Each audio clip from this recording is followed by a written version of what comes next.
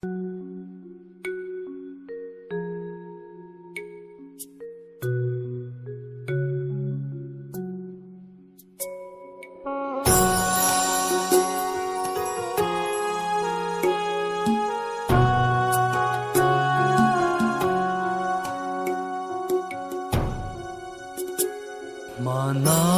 kaisar lalian repui lala ni eng noya an silvan noi khua vel chiar pui ming tha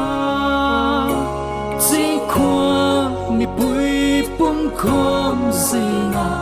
marin ria ru na chang velo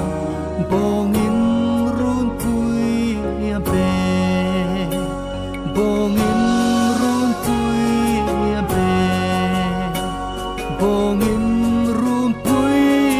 be xin khoa mi pui pung khom singa marin ria rum na chang velo bongin run pui be khwal buk veng tu tlan tu mua liang tu chu ama vanga khua vel dam thei na kha khua bu veng tu sui lung moli va lal reng pui kalung dam na buanam anol tae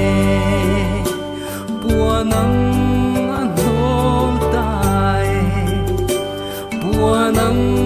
anol tae khwal buk veng tu sui lung moli valal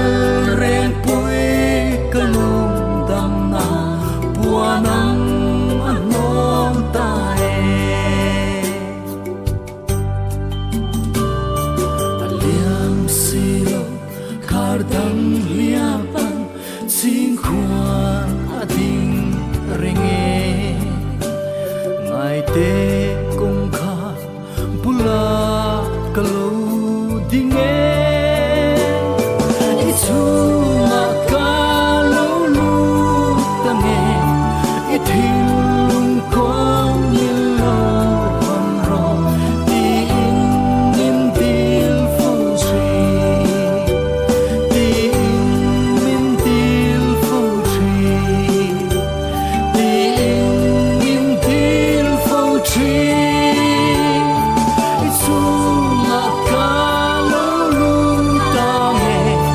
itin lung kong nilo hon ro di in dil phong tree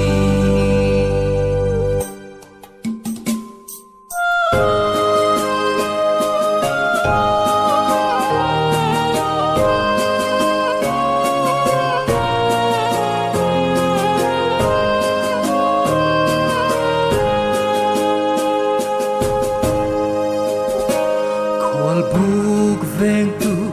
ang mai kani sualin min po merenge kathin lung rang kaisar lal na ahia bethen tlang pui ron tin la itan rang khen rong hung le la ta chuan lo che ngang che ta chuan lo che ngang che